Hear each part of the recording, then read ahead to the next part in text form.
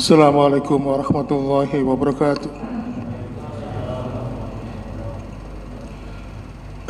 Alhamdulillah, alhamdulillahilladzi hamdan katsiran thayyiban mubarakan fih kama yuhibbu rabbuna wa yarda. Asyhadu an la ilaha illallah wahdahu la syarika lah wa asyhadu anna Muhammadan abduhu wa rasuluhu alladzi la nabiyya ba'da. Allahumma salli wa sallim wa barik ala Muhammadin wa ala alihi wa ashabihi wa man tabi'ahum bi ihsanin ila yaumiddin. Fa ya ibadallah usikum wa nafsi bitaqullah. Ya ayyuhalladzina amanu taqullaha haqqa tuqatih wa la tamutunna illa wa antum muslimun. Alhamdulillah, senantiasa kita bersyukur kepada Allah Subhanahu wa taala sehingga Allah masih memberikan pertolongan kepada kita memasuki malam yang ke-23 ini. Baiklah ma'asyiral muslimin, Bapak Ibu jamaah salat Isya, tarawih dan witir. Beberapa kesempatan yang lalu para ustadz yang diundang oleh Masjid Mujahidin untuk memberikan tausiahnya banyak sekali memberikan keterangan tentang keutamaan bulan Ramadan. Maka pada kesempatan malam hari ini izinkan saya juga akan menyampaikan salah satu keutamaan bulan Ramadan, mungkin bisa menjadi tambahan karena kita akan membahas keutamaan bulan Ramadan dari riwayat yang lain atau yang mungkin belum pernah tersampaikan.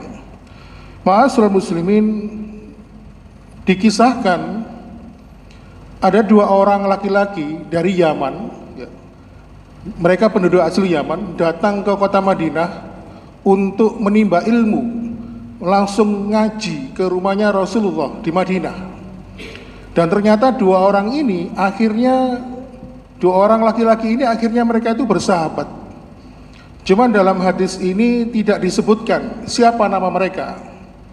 Lalu salah satu sahabat yang utama yaitu Tolha radhiyallahu an mengamati gerak-gerik mereka, sehingga Tolha pun bisa memantau bagaimana perkembangan pergaulan mereka. Dan ternyata dua orang laki-laki yang dari Yaman ini akhirnya mereka pun bersahabat karib.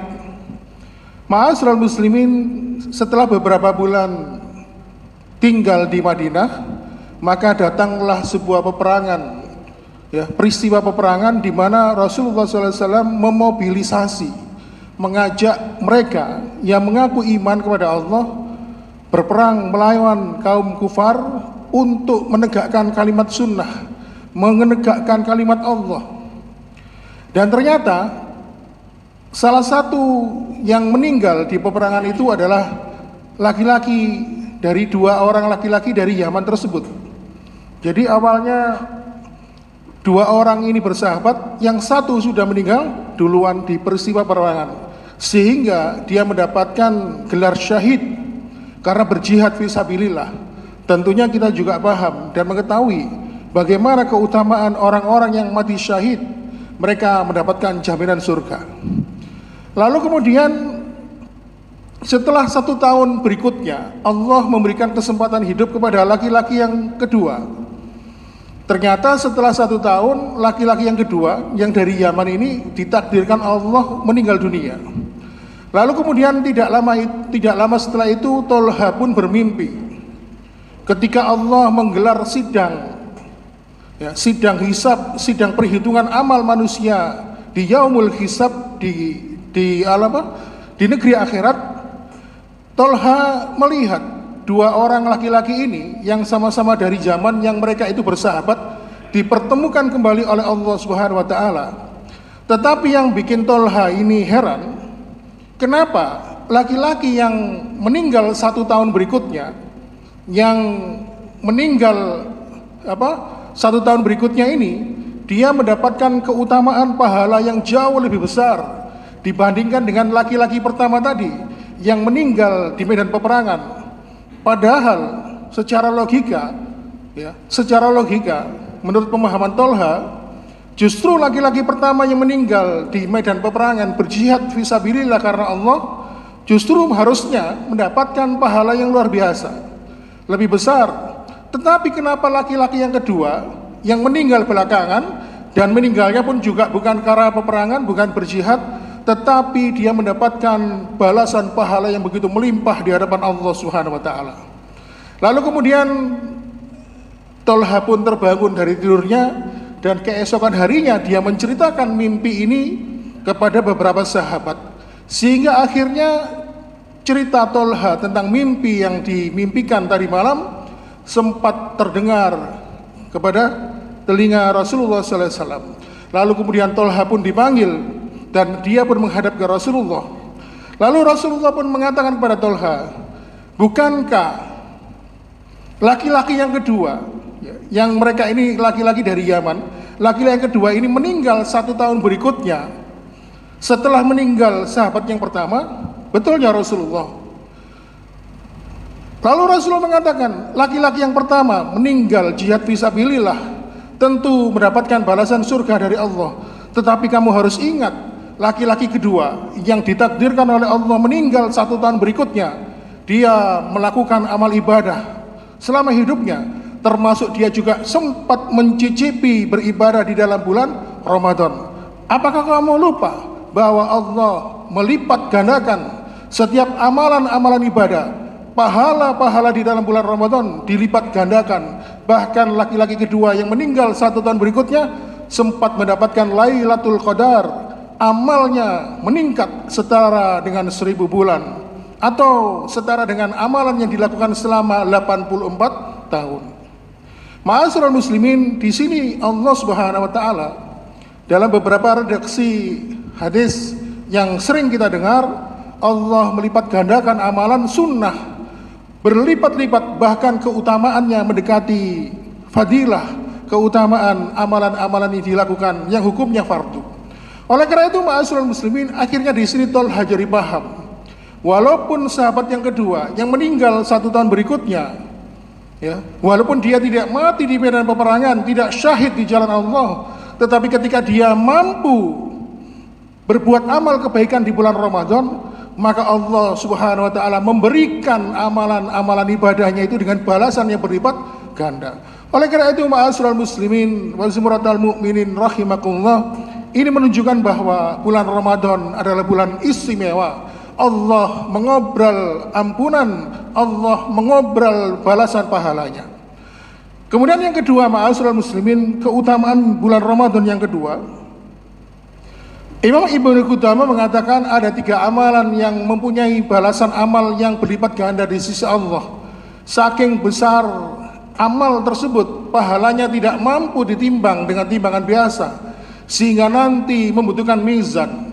Jadi mizan itu untuk menimbang amalan berat. Ada 3 amal kata Imam Ibnu Qudamah. Yang pertama, pahala dari memaafkan kesalahan orang lain. Yang kedua, yaitu bersabar. Dan yang ketiga, yaitu amalan-amalan yang dilakukan di bulan Ramadan. Khusus untuk ibadah puasa, Allah mengatakan wasaumuli wa ana ajazibih. Sesungguhnya puasa ini untukku dan aku yang akan membalasnya. Artinya apa? Ketika Allah menerangkan amal-amal ibadahnya melalui lisan Rasulullah, sudah jelas disebutkan. Misalnya, kalau bersedekah itu, kalau dalam Al-Quran surat Al-Baqarah ada amalan yang dilipat gandakan 100 kali lipat, bahkan ada yang dilipat gandakan sedekah itu sebanyak 700 kali lipat. Kalau misalnya kita sholat subuh berjamaah, sebelum sholat subuh melakukan sunnah qobliyah subuh, khairum minad dunya wa ma fiha, lebih baik daripada dunia dan seisinya. Lalu kemudian sholat subuh berjamaah, balasannya 27 derajat. Kemudian ketika setelah sholat subuh kita duduk diam berzikir hingga masuk datangnya waktu duha, lalu kita kemudian berdiri melakukan sholat sunnah 2 rakaat, Rasulullah mengatakan tamma, sempurna, seperti pahalanya orang yang melakukan haji dan umrah. Setiap amal ibadah itu ditunjukkan oleh Allah melalui Rasulullah balasan amalnya, didapat keterangan pahalanya sekian. Kalau haji, pahalanya adalah mabrur, tidak ada balasan kecuali surga. Tetapi ketika Allah berbicara tentang puasa, wasaumuli wa anna ajazibih, puasa itu untukku dan aku yang akan membalasnya. Para ulama mengatakan ketika Allah tidak memberikan keterangan yang jelas berapa besaran pahala puasa itu, artinya dirahasiakan oleh Allah, maka pahala itu sangat besar keutamaannya di sisi Allah Subhanahu wa taala. Karena apa? Allah merahasiakannya. Oleh karena itu, orang yang berpuasa di bulan Ramadan, tentunya ketika puasanya diterima, maka tidak bisa kita bayangkan. Karena apa? Saking besarnya pahala itu, sehingga dibutuhkan mizan. Kalau misalnya pahala sholat itu, kalau kita membuat timbel atau timbangan, Allah menetapkan pahala sholat itu katakanlah 200 kg.